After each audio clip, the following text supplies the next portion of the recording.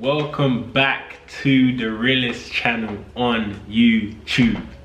Now, I'm smiling, and when I'm smiling, there's exciting information. But before we get into that, obviously you got the new backdrop. The guy just over my shoulder there, main feature of the video today, favorite fighter ever, Roy Jones Jr. To the left, we got Floyd, the promoter, the legend, defensive genius. We got Tottenham over there, Tottenham on the chest.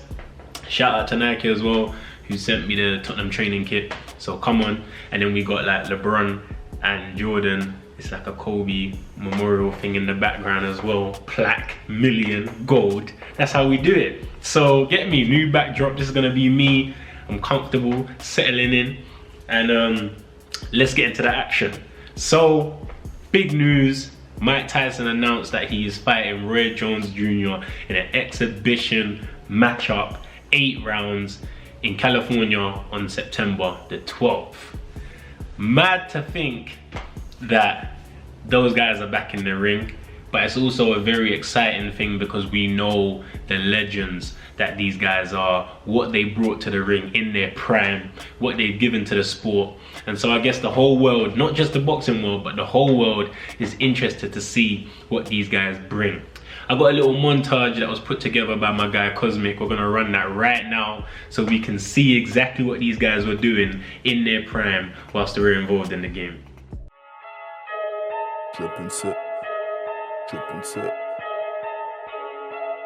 Block, block, block. Pull up in the gold, I'm leading.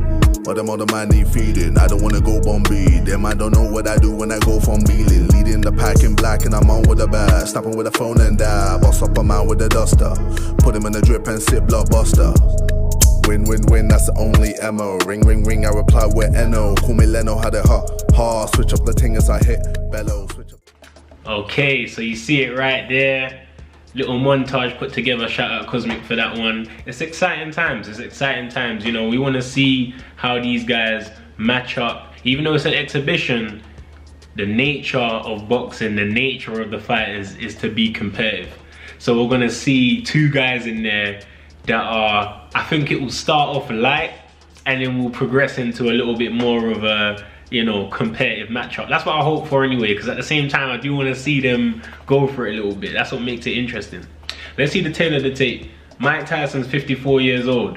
Roy Jones Jr. 51 years old. These guys are in their 50s. It's mad to me that they want to get back in the ring, but you know how it gets. When you have that limelight, when you have that attention on you, when you know like you're the baddest man on the planet, the most dangerous man in the world, just what people are telling you, you must crave that feeling even in your 50s. And then you got Tyson, 1.78 meters. Roy is 1.8, so not much difference in height.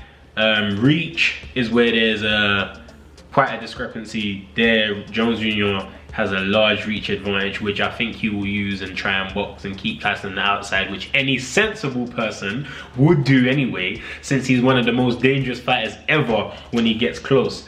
Tyson's got a record of 50 wins and 6 losses. Jones has a record of 66 wins and 9 losses. As we know, a large majority of Roy Jones' losses came in the tail end of his career after he got knocked out by Antonio Tarver, and then it kind of continued going from there. Tyson, he has 2 defeats to Holyfield, as we know, Buster Douglas, Kevin McBride, but Danny Williams, but these were all, again, later in the career. Lennox Lewis also was, I feel, Tyson's last defeat where you could say you beat the Mike Tyson, and that was in 2002, I believe. So these guys have a lot of losses on their record, but during their prime they were pretty much unbeatable, which is again, every time I say their names I'm thinking of their highlights in my head, which is crazy. We've got 44 knockouts to Mike Tyson's name. A lot of them we know were first round knockouts, early, devastating. Then you got Jones Jr. with 47 knockouts, who again, crazy highlight reel, watching some of his knockouts, putting his hands behind his back, winding up punches. When he broke Virgil Hill's rib with a body shot. I was actually watching that the other day. So it's just crazy to see this. we've got 5 decision victories for Mike Tyson. So clearly, this is not a man that likes to see the final bell and win on points. And then we've got 19 decisions from Roy Jones Jr., which came a lot in his light heavyweight section of his career. You know, the guys became a lot bigger, they become a lot stronger, and they're harder to stop. But during his middleweight time and super middleweight time, he was putting people out. Last fight for Mike Tyson, 2005. So that's crazy. 15 years ago, this man was in the ring. 15 years ago. He's done a lot since. He has the podcast. He has the Tyson Ranch. He has a lot of endeavors now. But Roy was in the ring last in 2018. So Roy has been in the ring a lot. He's the most recent being 2018 is only 2 years ago. So he's doing all right. You know, he's been active, and that might play a part when it comes to, you know, the fight on September 12th. Very exciting, and can't wait for it. Really, it's gonna be very, very good. Tyson's been looking, you know, very explosive, dangerous on his clips. You know, even though he's 54 years old, he's still moving with the speed, head movement, left and right, bobbing, slip, up, hook. He's moving mad. And it'll be interesting to see if he can take that from the pads into combat, even though it's an exhibition. Still, with someone else throwing punches at him and someone that's looking to not be embarrassed, I guess, to the world, makes the fight competitive enough. So, prediction, which I know a lot of people will want. There's no winner. You have to remember this. It's an exhibition match. The winner, basically what you're winning or what you're protecting is pride. What you can lose is pride. So even though there's not an official record being kept of this fight, you can lose your pride and you can lose, you know, some credibility to your name. So I believe Roy will get the better of the exhibition fight, of the fight.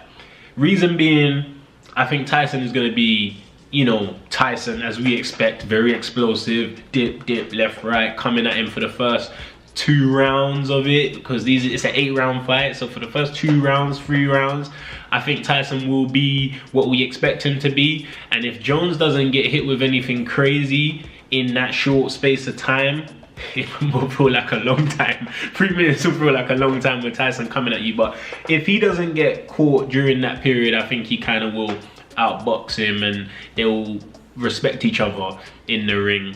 And I can see Jones kind of outboxing him, but not to the point where it's embarrassing, but just to the point where you can see he can get the better of the exchanges. So that's my prediction for the exhibition fight, September 12th, Jones Jr., Mike Tyson.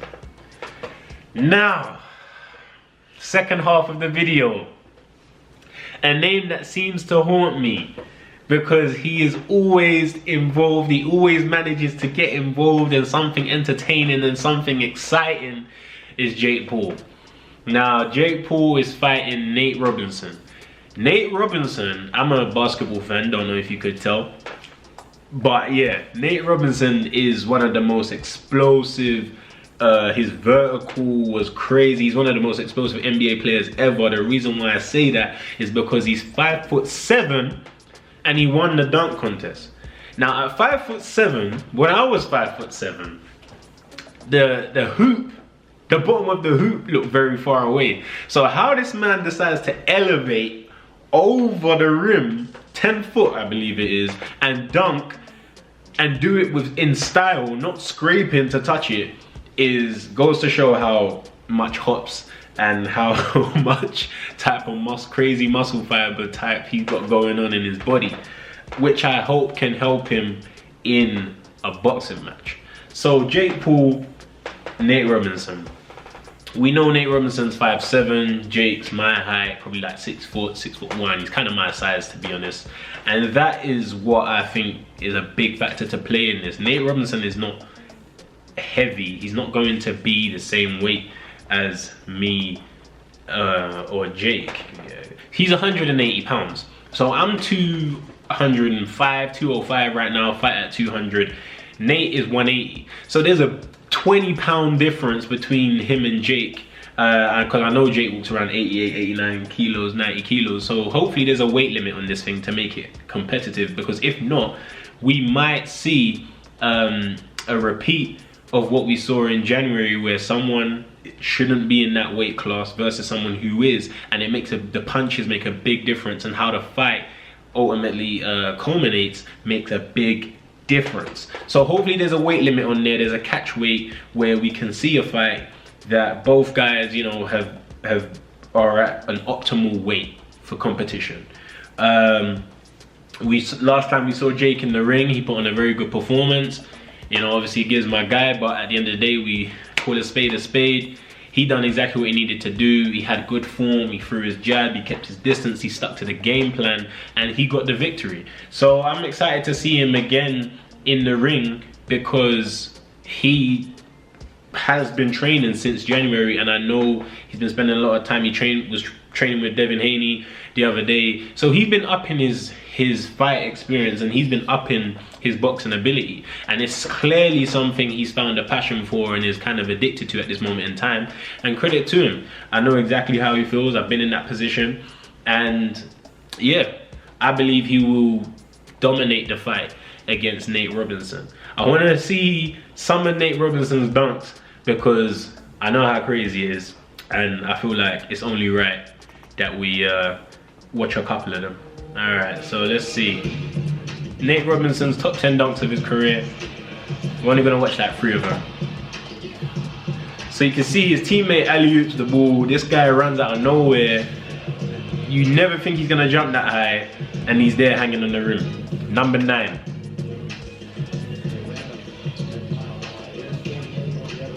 Comes out of nowhere again for a putback and dunks the ball. And let's go to number 8 quickly. This is his time at the Knicks. Alley-oop, and he flies out of nowhere again over the player and dunks the ball. So we can see what we're dealing with here. We can see the guy is crazy, and we can see what he's on. It's time to look at his boxing footage. It's time to look at, I showed you what I know him for and what he's known for. Now it's time to show what he's going to be doing on September the 12th. So shout out Bread Batcher now, as always. They always manage to find out everything and upload it ASAP. So let's watch a little bit of Nate Robinson's boxing here. So you can see he's got a little hand speed, but at the same time the punches are not fully extended. So I guess anyone's hand speed can be great if they're not fully extending. The pad man's doing a lot for him.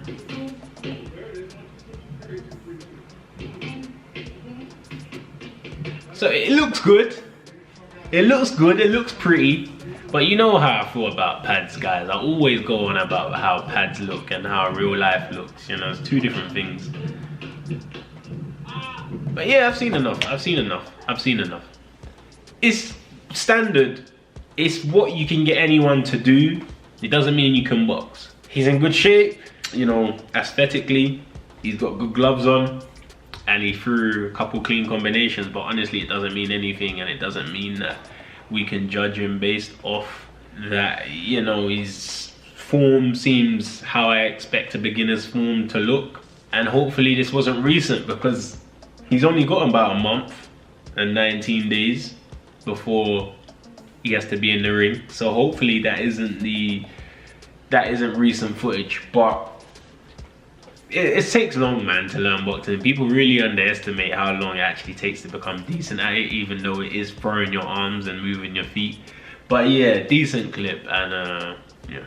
But I have no doubt in my mind that Jake Paul is going to dominate that matchup, and then we'll see what 2021 brings, because we know the fight everyone's talking about, the final fight I believe that should exist in the YouTube boxing thing, YouTuber versus YouTuber, JJ and Jake, and we'll see.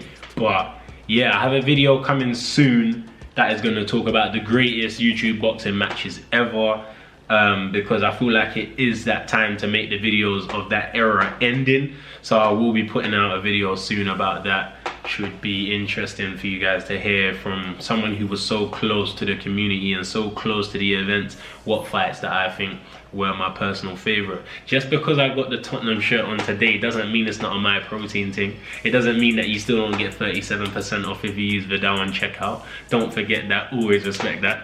And I think that's it, you know. I think that's all I have to say for today. I'm gonna catch you lot in the next video. Love for watching, like and subscribe, all of that.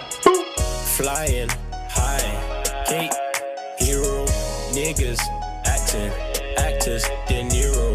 Love for hoes, showing zero, flow, cold, flow, sub-zero. Flying high, Kate.